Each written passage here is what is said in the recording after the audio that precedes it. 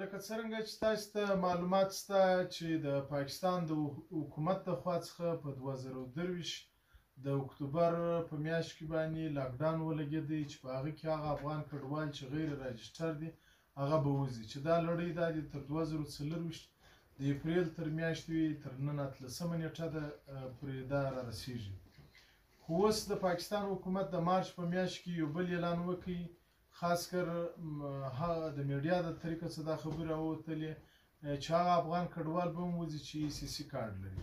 د ECC کارت په 2019 کال کې دې ته د ECC کارت 8.5 لکه افغان کډوال د افغانستان پخواني حکومت، وزیر د مهاجرینو او د UNHCR IOM او حکومت پاکستان د خوا څخه درې جانبه پریکړه وشوه چې دغه افغان کډوال به راجسټر کیږي. نو 8.5 لکه افغان کډوال په دغه 2019 کې راجسټر شول.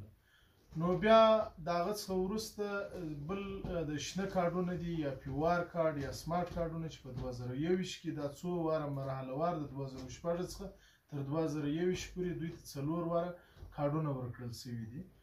نو اوس په ټول پاکستان کې زموږ د افغان کډوالو تعداد تقریبا راجسټر افغان کډوال چې 14 لکه څه بالا پیوار کارت درلودونکي دي، 8.5 لکه ECC کارت درلودونکي دي، دا او دارنګه غیر راجسټر افغانان چې دي اټکل یې د 4 میلیون تر 3 میلیون پورې ښودل کیږي. نو اوس په بلوچستان ایالت کې زیاتو افغان کډوالو ته د ځایي انتظامیه د خوا څخه دا خبرونه ورکول کیږي یا دا اعلانونه کیږي چې تاسې نور باید د ECC کارت درلودونکي ولاړ شئ خپل هیواد ته. خو زموږ د افغان کډوالو ځینې مشکلات دي چې موږ پر وخت باندې د هر کیمپ یا د هر پنډغالي یا د هر اروي یا په ښارونو کې چې کوم افغان کډوال میشت دي هغو دا خپل غږ تر نړیوالو او حکومت پاکستان او افغانستان تر حکومتونو پورې رسولی دي چې یو خو دلته د افغان کډوالو ډیر جایدادونه دي او بل د افغان کډوالو هلته په وطن کې یا جایداد نشته یا د ځمکې دغه لري مشکلات لري. نو زموږ د افغان کډوالو دا هیله او توقع ده هم د بین الملل څخه ده یا د ملګرو ملتونو څخه ده، هم د UNHCR څخه ده، هم د IOM څخه ده، هم دارنګه د حکومت پاکستان او افغانستان څخه ده چې یو داسې میکانیزم باندې کار وشي چې دغه افغان کډوال خپل وطن ته ستنیږي پوه شولې چې هلته دوی ته د ژوند سهولیات ورکړل شي. دا اوس زه د پیوار کارډو خبره پرون UNHCR راغلي وو په سرانانو او سرخاب کې دوی میټینګونه وکړله. د UNHCR چارواکو وویل چې موږ تاسې شنو کارډو ته اوس فعلا هیڅ مشکل نشته، اما که تاسې خپل په خوښه وطن ته ځئ $315 یا $15 چې کوم ورکول کیږي د یوه کارډ باندې، هغه څخه علاوه د یو فامیلي پر سر باندې $200 په افغانستان کې ورکول کېدل چې دا به د راروان جون تر میاشتې پورې دوام ولري. د جون څخه به وروسته دا پیسې هم ختمې شي. نو موږ د UNHCR څخه دا غواړو چې اول دا زموږ د شنو کارډو دپاره دوی باید دغه $315 چې کوم ورکوي دا باید حد اقل $1000 شي چې هلته دوی خپل د ژوند امکانات پر برابر کړي. او دویم د ECC کارډو ته هم باید داسې امتیازات ورکړل شي لکه کوم چې د پیوار کارت ته UNHCR ورکوي. دا د IOM ادارې ذمهواري جوړیږي چې ECC کارت ته هم دغسې سهولیات ورکړل شي. دا که د پاکستان مرکزي حکومت دا فیصله کړې ده چې نور افغان کډوال باید دلته ونه اوسیږي، موږ د پاکستان د حکومت خاص کر د عوامو منندویو چې 40 کاله زموږ د افغان کډوالو پالنه او ساتنه کړې ده، موږ د دوی د میلمستیا او د دوی د قربانیتوب منندویو. خو د خیریه ټولنو څخه مو دا هیله او غوښتنه ده چې زموږ دغه د ژړو کارډو درلودونکو افغانانو ته هم دغسې امتیازات ورکړل شي. دا اوس داسې کورنۍ شته چې زموږ سره په زموږ افغان کډوال چې په دا کوم په کیمپو کې پراته دي چې د اوبو سهولیت نشته، د ګیس سهولیت نشته، د بجلي یا د برق یا د برېښنا سهولیت نشته، دوی ته د ژوند امکانات داسې نه دي ورکړل شوي. په کار دا ده چې دوی ته دغسې د بیرته تګ په اړوند باندې دوی ته دغسې سهولیات ورکړل شي لکه کوم چې پیوار کارډ ته ورکړل شوي دي. که UNHCR یې ورکولی شي دا د IOM هم ذمواري ده. IOM هم باید دغسې دغه ژړو کاډو ته اعتبار ورکړل شي. که اوس فرضاً دوی ځي افغانستان ته، دوی د خپل د سفر خرچه نه لري، دا دوی کاډو ته هیڅ اعتبار نشته. که اوس دوی د پولې ورهاوړي اخوا ته، یوازې د ژړو کاډو ته چې کومه اداره ده، زما خو نوم نه دی زده، هلته د پولې سره پوسول یا پر تورخم یا پر سپین بولدک باندې دوی ته یوازې د فامیلي 15,000 افغانۍ یا د موټر خرچه څو زره افغانۍ ورکول کېږي.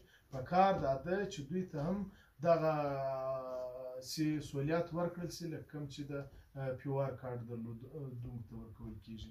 او خو یو د پیوار کارډو کې بله مسله دا ده چې 15,000 کارډونه چې دي پوه سولې دا وخت بلاک دي یا دغه ریجکټ شوي دي. UNHCR باید دغه ما بار هم په 2023 کې په هر وخت کې موږ دا خبره وړاندې کړې ده چې UNHCR باید دغه ریجکټ شوي کارډو غم هم وخوري. د دې سره نه یوازې د کورنۍ مشر کارډ ریجکټ شوی دی، بلکې فامیلي ریجکټ ده. او یو بل خبره دا ده چې هغه په ځینې کورنیو کې میړه چې دی هغه ژړ کارډ لري، ښځه چې ده هغه شین کارډ لري. دلته غټ مشکلات دا دي. باید دې ته هم UNHCR او IOM چې کوم دی هغه باید په دې په ګډه باندې یو ځای ستراتیژي جوړه کړي، چې یو ځای پالیسي جوړه کړي چې د دغو دواړو کورنۍ یو ځایوالی پکې راشي او دوی ته دغسې سهولیات ورکړل شي لکه کوم چې د شنو کارډو ته ورکړل شوي دي. خو ملک صاحب نادرخان سلیمانخېل زما پر څنګ ناست دی، دی د مسلم باغ د کیمپ مشر دی، نو دی به خپل تجویز او خپل خبرې د افغان کډوالو د دانیو پروسې په اړوند باندې تاسو ته ووایي. مننه. خبره خو دا شی ده دا کوم اوس د افغان کډوالو بهیر روان ده چې دی یایي چې موږ دغه تقریبا لکه پښتون صاحب چې وویل چې 8.5 لکه 9 لکه ICC دي، تقریبا 14 لکه افغان ریفیوجیز دي. دا زه اول خو دا خبره زه ورته کوم UNHCR ته هم کوم، پاکستان حکومت ته هم کوم، افغان متحده ته هم کوم، دا ټول یو ماجر دی، دا یو ماجر دی.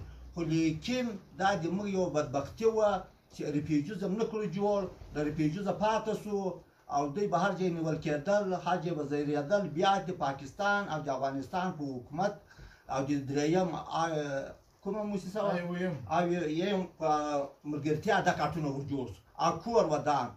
اوس بیا تقریبا موږ چې دا کارټونه جوړ کړي دي موږ د خدای په غضب ککړ یو.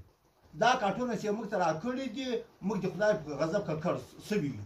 ولې اول چې کارټ راکړو په دې کې د موږ د افغان کډوالو کارونه په ټپه درېدلي دي. ولې درېدلي دي؟ یو کال ټیم، یو نیم کال ټیم، 2 کاله ټیم، وځئ به او داسې به کېږئ. تقریبا 40 کاله کېږي چې موږ د خدای په غضب ککړ یو. موږ کاروبار نه سو کړای، موږ آزاده مزدوري نه سو کړای. خو اوس په هر حال هر څه چې وو خو وسو تېر سو. اوس یې دا پرېکړه کړې ده چې ECC کاټو وال به وځي. د ECC کاټو وال ته څه ورباسي؟ هغه د ما ورور ده. اوس اول زه په کور کې یم، د ما 15 ورونه دي، 3 ریفیوجیز لري، 2 ECC لري، یو یې بیا لري نه، یو یې بیا لري نه. ته دا موږ څرنګه سره جلا کوې؟ ته خور مور څرنګه سره جلا کوې؟ ته ورور څرنګه سره جلا کوې؟ بیا پاکستان ته موږ خواست کړو چې تا موږ ته 40 کاله پناه راکړې ده، موږ د تا شکریا ادا کوو. خو په دې مضمون او په دې مضمون کې دا اوس یې راسره کې دا چلند موږ ډېر ځوروي، موږ ډېر پازابه یې. باید ته یو اسلامي ملک یې، ته د موږ ګاونډي ملک یې. افغانستان او پاکستان په پوله سره ګډ دي، 200 کیلومتره بارډر لرو، خو موږ سره باید دا چلند ونه کړي. ها په افغانستان ته اوس موږ ولاړ سو، په چی شو ولاړ سو؟ په چی شو ولاړ سو؟ ته یې د ECC وال دې وځي، د ECC وال مخام په کور کې مړی نه لري، ته ورته یې دی وځي ولاړ دي سي. بیا په افغانستان کې نه ځمکه شته، نه کاروبار شته، نه روزګار شته، نه ډاکټر شته، نه ډاکټر شته. ها وځو موږ بیا ته پاکستان ته خواست کړو چې دا کومه فیصله یې کړې ده، موږ خواست ورته کړو دا فیصله دې بیرته واخلي. دغه زموږ ورونه دي، خور مور دې نه سره جلا کوي، ورور دې نه سره جلا کوي. UNHCR ته مې خواست ده چې دی یایي چې دا د ریفیوجیزو هغه په ما ده، دا په ما پسې تړلي دي، دا ECC په ما پسې نه دي تړلي. یا ته مسؤله یې، ته افغان متحده شاخ یې، ته بشر حقوقو شاخ یې، دا به هم په تا پسې تړي، د دغو غم به هم ته خورې، د دغو مسؤلیت هم د تا په غاړه ده. او نور اوس تقریبا د اختر شپې په افغان کډوالو په غم کې تېرې شوې، روزه په غم کې تېره شوه، د د عیدګاه په ورځ به دوی پسې اعلانونه کېدل د عیدګاه په ورځ خلک مصلي کړي د خدای د رسول خبرې کړي دوی به اعلان وکړي مهاجر به وځي د جمعې په لمانځه کې به اعلانونه پسې وسو په حیث د پاکستان حکومت له موږ سره دا چلند نه وای کړی موږ دا چلند یې نه وای کړی دا رقم چلند باندې د 40 کلو میلمستیا برباد شوه تالا شوه چې په افغانستان کې امن راسي او قراري راسي موږ خپله وځو او د پاکستان فلحال موږ ډېر شکریه ادا کوو موږ یې نه یو ځورولي خو لیکن دغه حالات دغه چلند چې موږ ته په بار اعلانونه کېږي موږ ته ښې شپې ورځې را په غم کېږي موږ یې ډېر ځورولي یو په داسې حالاتو موږ مایوسه یو موږ خفه یو بیا هم ځینې خفه یو چې ولاړ شو هم ځینې خفه یو خفه به ځینې ولاړ شو خو عاجزي مېلمستیا به ولاړه شي نو باید دغه اعلان دی زه بېرته خواست یو د افغان کډوال په نماینده په حیثیت ورته کومه چې دغه پرېکړه دې بېرته واخلي خواست ورته کومه افغان متحده ته م یایم پاکستان ته م یایم چې دا پرېکړه دې واخلي افغان کډوال دي ټول یو کارت لري یو ورونه دي که چیرې امنیت راغی پخپله ځو که نه وو دلته دې موږ پرېږدي موږ پاکستان ته بشردوسته موږ پاکستان ته مخلصه یو په موږ کې دهشتګرد نشته په موږ کې غل نشته وروره په موږ کې یو شی نشته دا ټولو خلکو پیدایش دلته شوی دی د دوی په څه ضرورت ده دوی نه یو په افغانستان کې څه شته نه د دغو خلکو پیدایش د دغو خلکو لمسیان دلته ګرځي دا په پاکستان کې لوی شوي دي په پاکستان کې بچیان شوي دي په پاکستان کې لمسیان شوي دي بس نور هم وخت نه نیسم چې خدای په امان وبینه توفیق